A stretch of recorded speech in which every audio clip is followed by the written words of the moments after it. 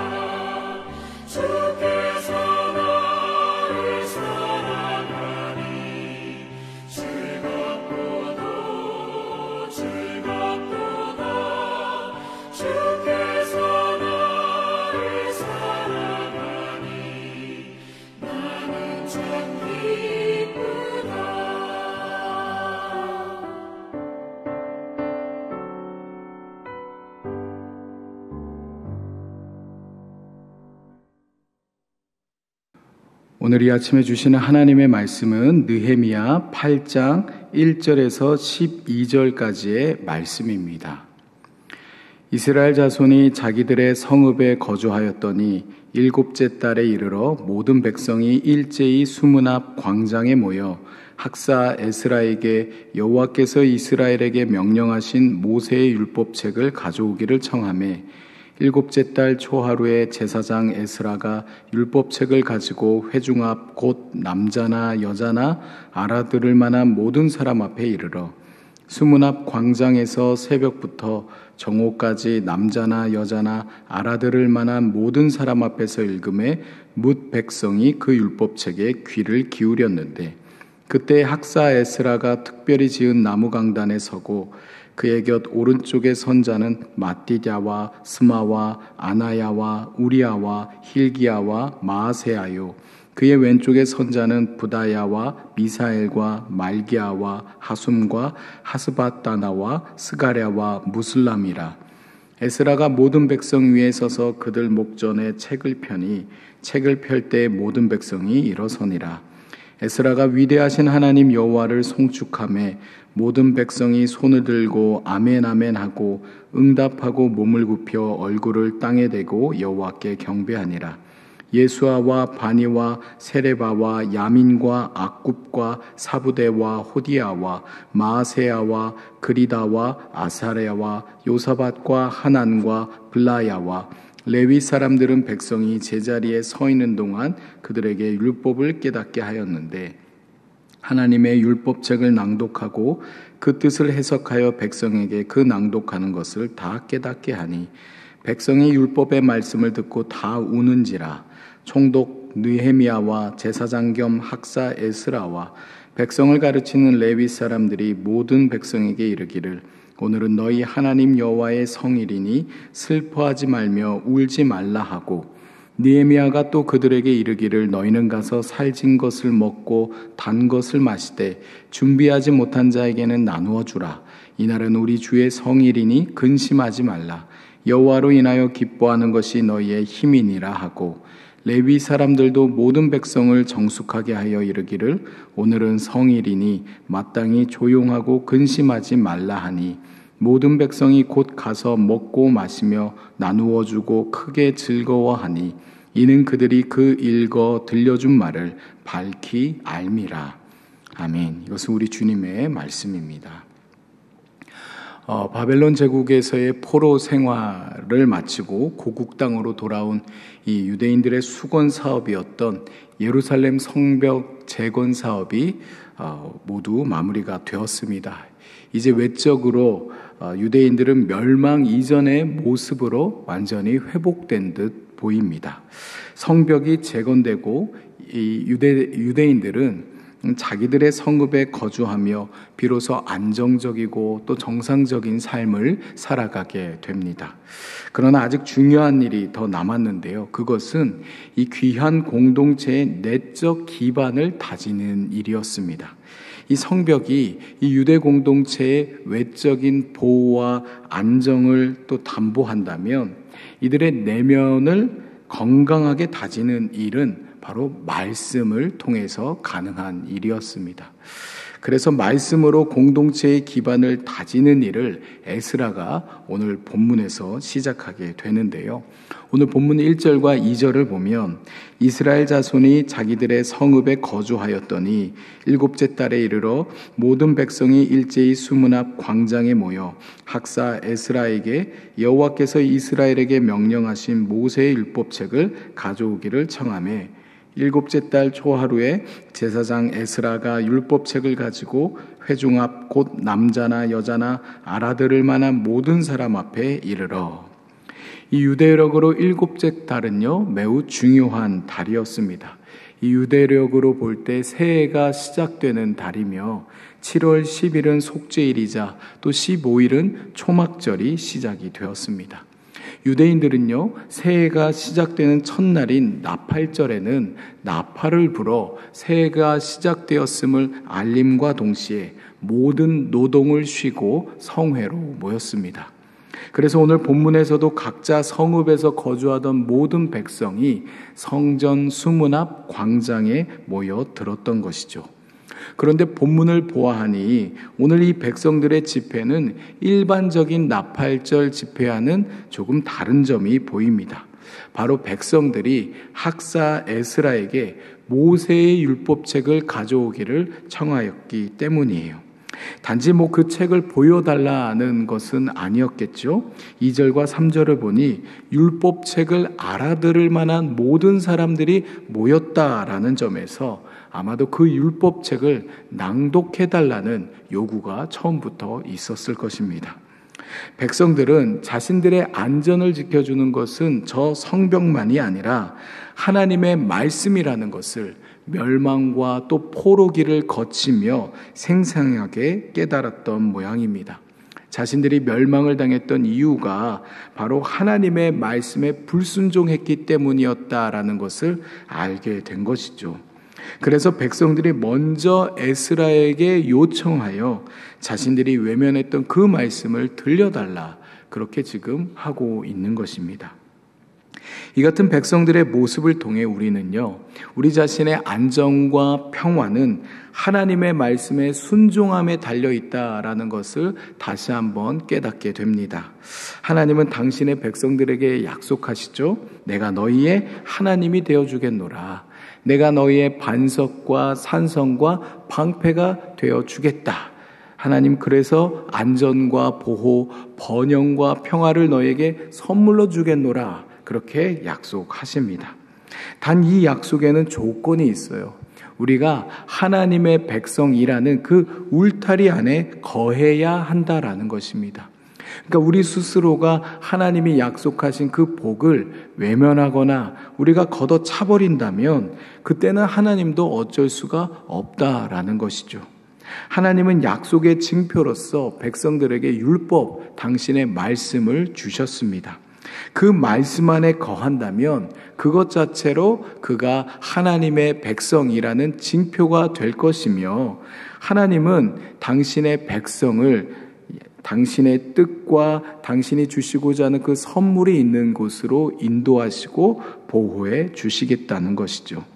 그러니 우리는 우리 자신의 생의 평화와 번영은 하나님 말씀 안에 거할 때 누릴 수 있다라는 것을 잊지 말아야 할 것입니다.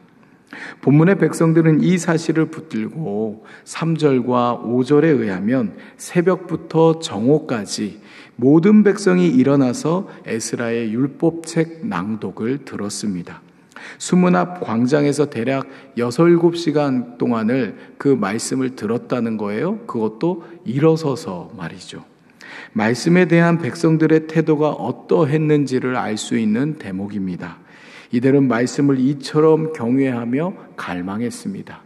본문 그래서 6절과 같이 에스라가 위대하신 하나님 여호와를 송축하며 모든 백성이 손을 들고 아멘 아멘 하고 응답하고 몸을 굽혀 얼굴을 땅에 대고 여호와께 경배하니라. 두 손을 들고 아멘하며 몸을 굽혀 얼굴을 땅에 대고 하나님께 엎드려 절하는 모습, 이들이 어떤 마음으로 이 말씀을 들었는지를 우리가 알 수가 있습니다.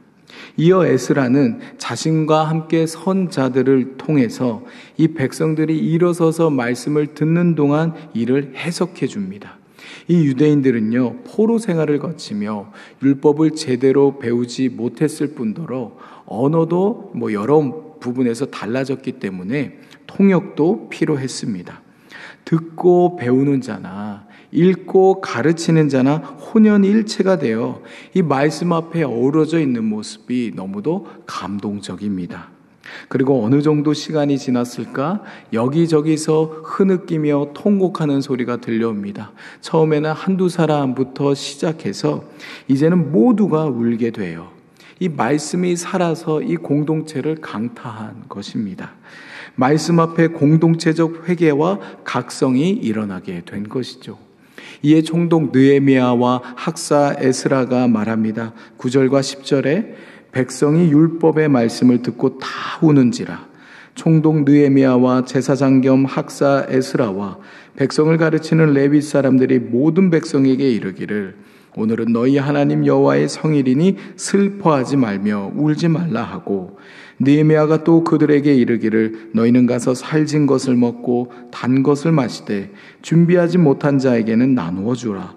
이날은 우리 주의 성일이니 근심하지 말라. 여호와로 인하여 기뻐하는 것이 너희의 힘이니라 하고, 더는 울지 말라는 거죠. 오늘은 주의 성일이니 마땅히 축제를 즐겨야 하는 날이기 때문에 그러합니다. 언제까지 애통할 수만은 없습니다. 여호와로 인하여 기뻐함이 우리의 힘이기 때문이죠. 느헤미야와 에스라는 이 말씀 앞에 터져 나오는 백성들의 회개의 모습을 보고 이제는 그만하면 되었다라고 여기며 울지 말고 이제는 기뻐하자라고 권고했을 것입니다. 이내 백성들도 울음을 멈춥니다. 그리고 12절에 모든 백성이 곧 가서 먹고 마시며 나누어 주고 크게 즐거워하니 이는 그들이 그 읽어 들려준 말을 밝히 알미라. 모든 백성이요 이제야 제대로 된 신년 축제를 즐기게 됩니다. 함께 먹고 마시고 또 서로 나누면서 기쁨을 회복하고 있습니다. 그런데 이러한 회복된 기쁨의 원인이 무엇이라고 오늘 본문은 말하고 있습니까? 그들이 읽어 들려준 말을 밝히 알게 되었기 때문이라. 곧 율법, 하나님의 말씀을 배운 바를 그들이 밝히 깨닫게 되어 비로소 기뻐할 수 있었던 것입니다. 성도 여러분, 오늘 본문을 보면 우리는 다시 한번 우리가 경외하는 마음을 가지고 말씀 앞에 설 수 있게 되기를 원합니다. 경외하는 마음, 정말 말씀을 뜨겁게 사모하고 열망하는 그 마음을 가지고 우리가 말씀 앞에 설 수 있기를 바랍니다. 그리고 그 말씀 앞에 우리 존재를, 우리 자신을 그냥 한번 내어 맡겨 보는 겁니다. 말씀이 우리를 회개케 하면 우리가 그 말씀 앞에 우리의 가슴을 찢고 또 애통하며 통곡하며 또 그대로 울 수 있기를 바랍니다. 또한 말씀이 우리에게 힘이 되어준다면 우리가 그 말씀 앞에 그대로 즐거워하며 기뻐할 수 있게 되기를 바랍니다. 이렇게 말씀 앞에 울고 웃는 저와 여러분이 될 수 있기를 바랍니다. 우리 공동체가 될 수 있기를 바랍니다.